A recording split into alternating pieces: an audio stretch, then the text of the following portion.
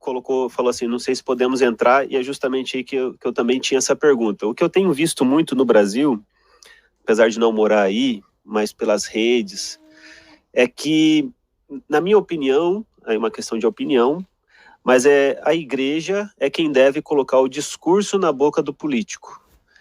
São os valores cristãos quem deve ir para a boca do político. Por exemplo, quando um político diz, sou contra o aborto, parabéns, a igreja o influenciou. Mas quando a igreja começa a ser influenciado pelo político, ou seja, o político coloca discurso na boca da igreja, aí começa a inverter as coisas, porque muitas vezes esse discurso político, ele vai frontalmente contrário a muitas, não vou dizer assim doutrina no sentido doutrina do que a igreja diz, mas doutrina bíblica mesmo, né? Então, às vezes tem político que ele cria lá da sua cabeça algum discurso e por pegar uma massa que já está inconformada, já está desgastada, já está revoltada, a pessoa acaba replicando aquele discurso político, sendo que vai frontalmente contrário ao ensino das escrituras.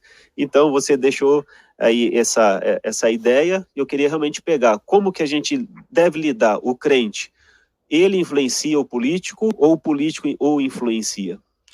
Exato, Jonas, esse é o pensamento. Eu sigo aqui essa ideia de que essa participação política por parte dos cristãos deve ser exatamente essa influência expressiva.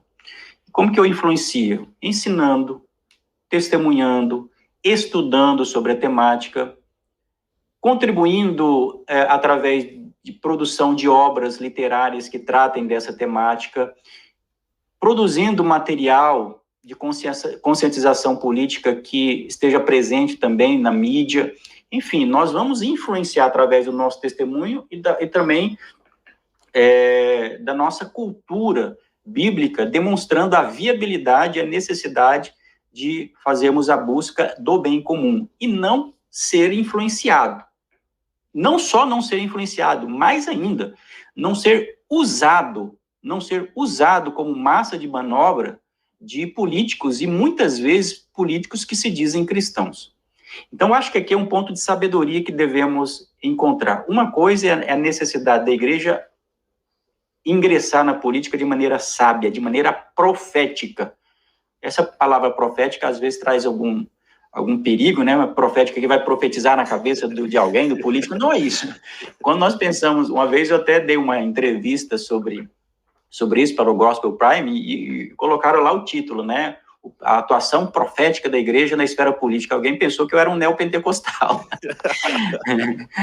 Mas não é isso. Quando nós falamos de atuação profética da igreja na esfera política, nós estamos falando da defesa da justiça, do bem comum, aquilo que os profetas do Antigo Testamento faziam. Quando havia um rei, quando havia um desvirtuamento por parte do sacerdote que trazia corrupção, que roubava, que tirava o direito dos pobres e das viúvas, o profeta se levantava e falava, isso está errado. Então, a política profética é exatamente defender aquilo que é o certo.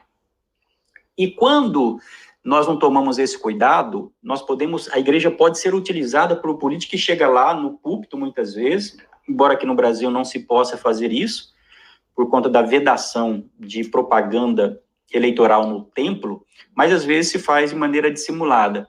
Então, aí a pessoa se vale do seu ambiente, ele se vale da sua autoridade, ele se vale do seu poder e utiliza a igreja como massa de manobra somente para ele desenvolver o projeto dele, para lucrar com aquilo.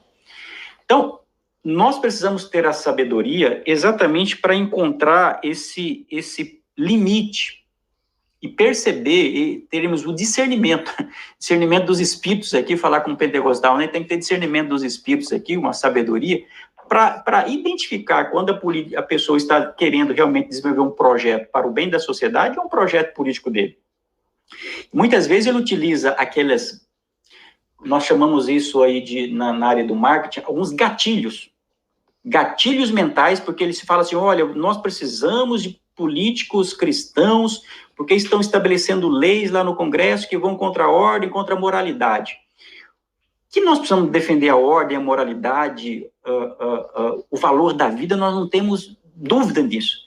Agora, às vezes, é mais utilizado como um discurso eleitoreiro para conquistar voto do que necessariamente o interesse de fazer a coisa certa. Então, esse é o limite que nós devemos estabelecer. E eu penso que nós conseguimos chegar a encontrar esse limite mais adequado. Primeiro, acho que eu já disse, primeiro entender que o papel da igreja enquanto organização, é ensinar, é educar, estabelecer os valores, mas jamais escolher.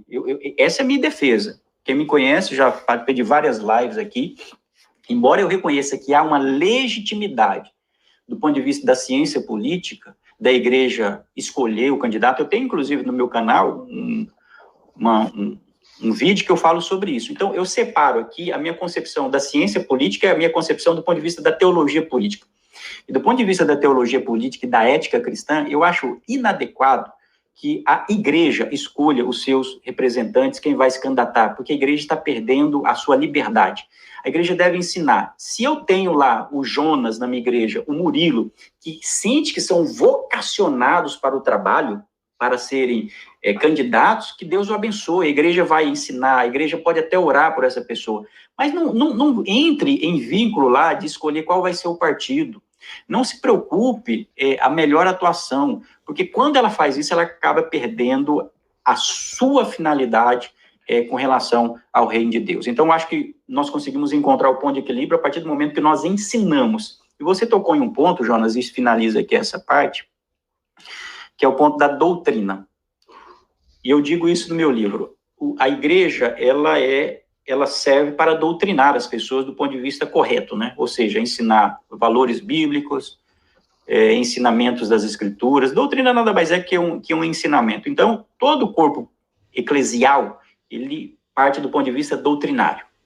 O perigo é quando a igreja, do ponto de vista político, ela doutrina politicamente as pessoas. Isso daí não é bom, né? Isso daí já é um erro, porque acaba também tirando a liberdade das pessoas. E esse é um ponto para mim muito caro, porque eu tenho estudado nos últimos anos, foi objeto desse livro, Entre a Fé e a Política, e agora, recentemente, também publiquei agora em 2020, um livro chamado Abuso do Poder Religioso, que é uma questão mais jurídica, em que o TSE estava querendo estabelecer a tese do abuso do poder religioso. Eu entendo que não existe abuso do poder religioso do ponto de vista jurídico. Agora, nós precisamos tomar muito cuidado quando há uma influência indevida por parte da organização e do líder religioso sobre a liberdade dos cristãos para tomarem a decisão sobre a política de maneira geral.